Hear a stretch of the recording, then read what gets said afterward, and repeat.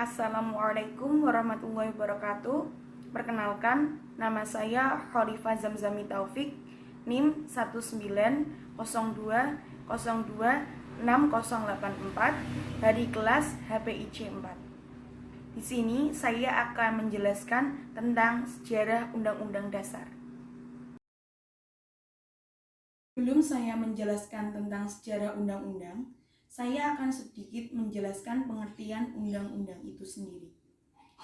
Undang-undang dasar ialah hukum dasar yang tertulis atau norma sistem politik dalam bentuk hukum pada pemerintah negara. Sedangkan Undang-Undang Dasar Negara Republik Indonesia tahun 1945 adalah Konstitusi Republik Indonesia dalam bentuknya yang dikenal pada saat ini Undang-Undang Dasar 1945, mulai berlaku pada tanggal 5 Juli 1949 dan telah diamandemenkan sebanyak 4 kali. Selanjutnya, sejarah tentang pembentukan Undang-Undang Dasar 1945. Badan Penyelidik Usaha Persiapan Kemerdekaan Indonesia atau BPUPKI yang dibentuk pada tanggal 29 April 1945 adalah badan yang menyusun rencana Undang-Undang Dasar 1945. Pada masa sidang pertama yang berlangsung dari tanggal 28 Mei hingga 1 Juni 1945 oleh I.R. Soekarno menyampaikan gagasan tentang dasar negara yang diberi nama Pancasila. Pada tanggal 22 Juni 1945, 38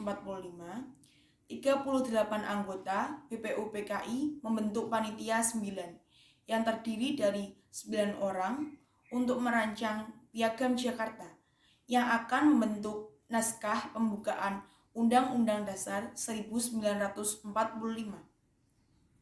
Setelah dihilangkannya anak kalimat dengan kewajiban menjalankan syariat Islam bagi pemeluk-pemeluknya, maka naskah Piagam Jakarta menjadi naskah pembukaan Undang-Undang Dasar 1945 yang disahkan pada tanggal 18 Agustus 1945 oleh Panitia Persiapan Kemerdekaan Indonesia atau PPKI. Pengesahan Undang-Undang Dasar 1945 dikukuhkan oleh Komitmen Nasional Indonesia Pusat atau KNIP yang bersidang pada tanggal 29 Agustus 1945. Naskah Rancangan Undang-Undang Dasar 1945 Indonesia disusun pada masa sidang kedua Badan Penyelidik Usaha Persiapan Kemerdekaan atau BPUPKI.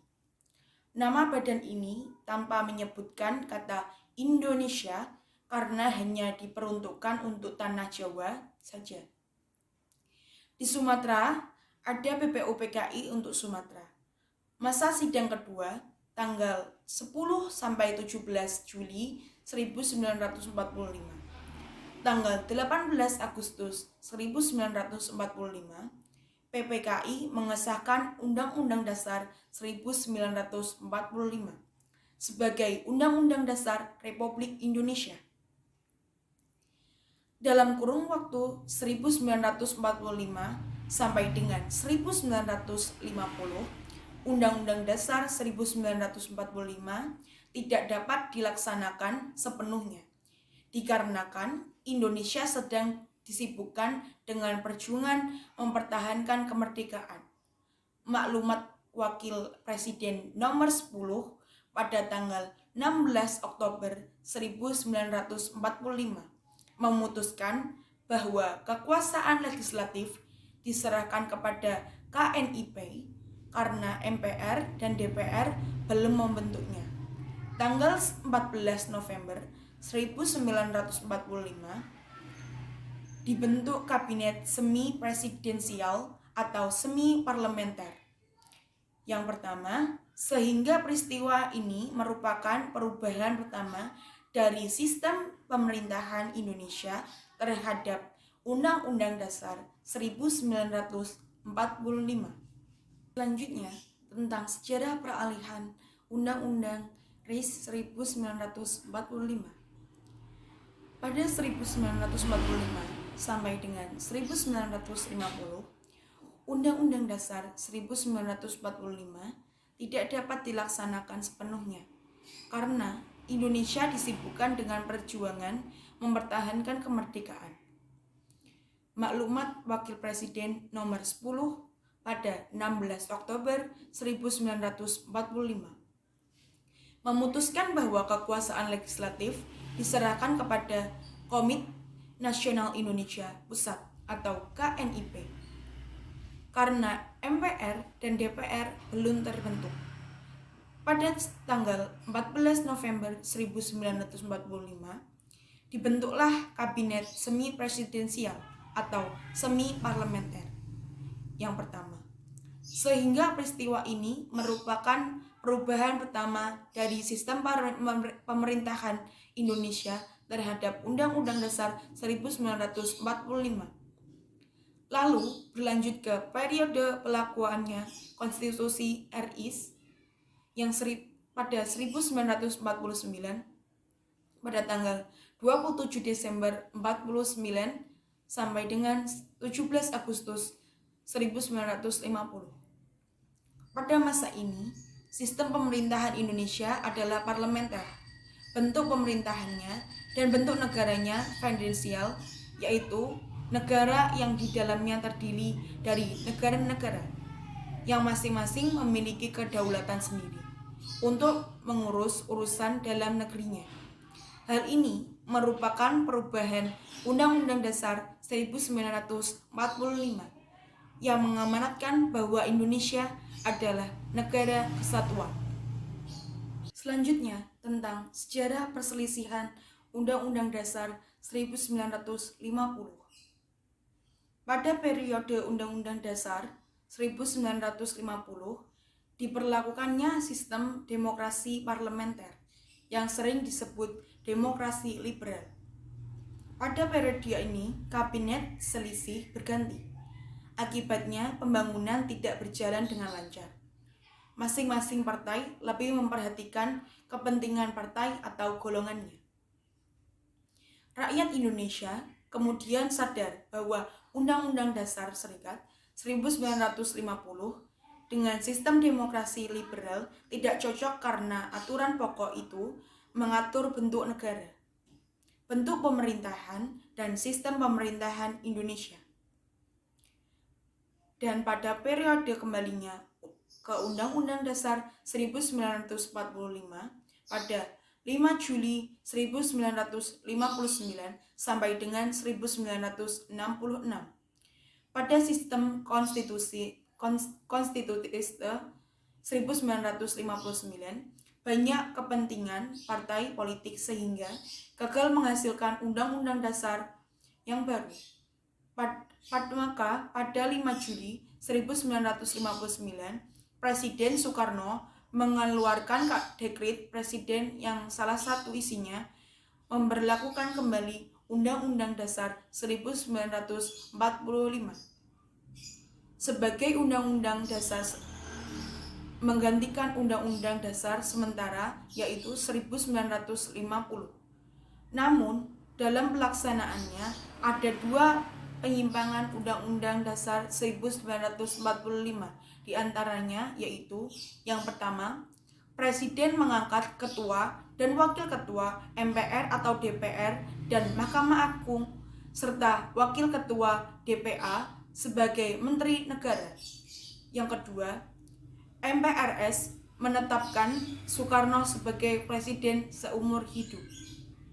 Selanjutnya, tentang sejarah kembali berlakunya Undang-Undang Dasar 1945.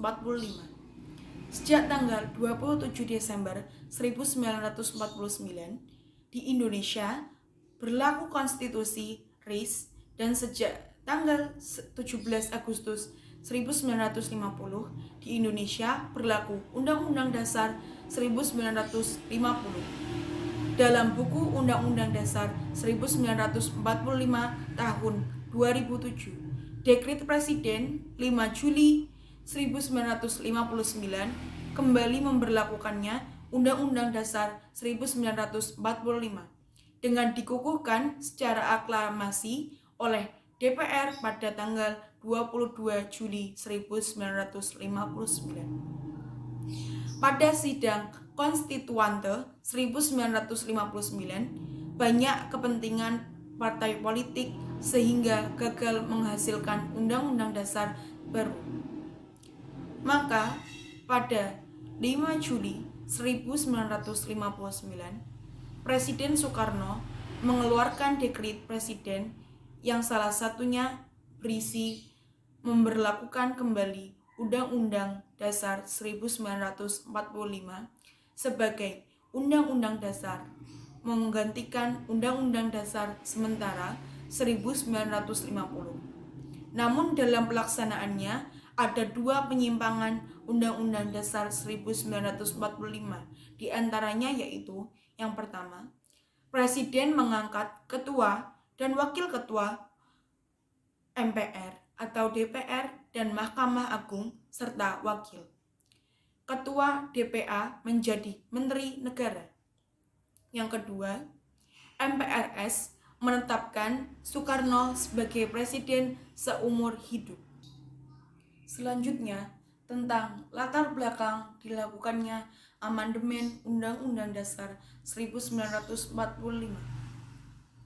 Latar belakang dilakukannya amandemen Undang-Undang Dasar 1945 antara lain karena pada masa Orde Baru kekuasaan tertinggi di tangan MPR dan pada kenyataannya bukan di tangan rakyat, dan kekuasaan yang sangat besar pada presiden.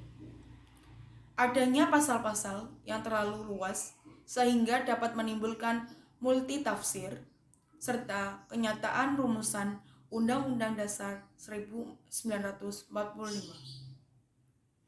tentang semangat penyelenggaraan negara yang belum cukup didukung ketentuannya dalam konstitusi.